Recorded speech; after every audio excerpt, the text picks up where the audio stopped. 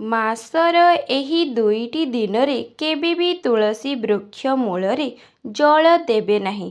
ଜାଣିବା ଆଗରୁ ମହାଦେବଙ୍କ ଭକ୍ତଗଣ ଭିଡ଼ିଓଟିକୁ ଗୋଟିଏ ଲାଇକ୍ ସବସ୍କ୍ରାଇବ୍ ନିହାତି କରନ୍ତୁ। ଏହି ଦୁଇଟି ଦିନରେ ଜଳ ଦେବା ଦ୍ୱାରା ତୁଳସୀ କ୍ରୋଧିତ ହୋଇଥାନ୍ତି।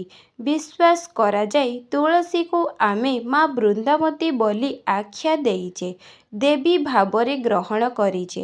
ରବିବାର ଓ ଏକାଦଶୀ ଏହି ଦୁଇଟି ଦିନରେ ଯଦି ଆପଣ ମା ତୁଳସୀଙ୍କୁ ଜଳ ଦିଅନ୍ତି ତାହେଲେ ସେ କ୍ରୋଧିତ ହୋଇଥାନ୍ତି ବୋଲି ବିଶ୍ୱାସ କରାଯାଇଛି।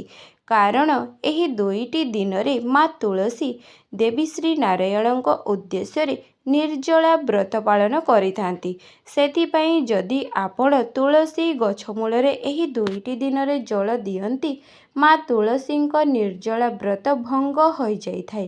ସେଥିପାଇଁ ସେ କ୍ରୋଧିତ ହୁଅନ୍ତି, ରୁଷ୍ଟ ହୁଅନ୍ତି। ତେଣୁ ମନେ ରଖିବେ ମାସର ଏହି ଦୁଇଟି ଦିନରେ ଗୋଟିଏ ହେଉଛି ରବିବାର ଆଉ ଗୋଟିଏ ହେଉଛି ଏକାଦଶୀ। ଏହି ଦୁଇଟି ଦିନରେ କେବେ ବି ତୁଳସୀ ବୃକ୍ଷ ମୂଳରେ ଜଳ ଦେବେ ନାହିଁ।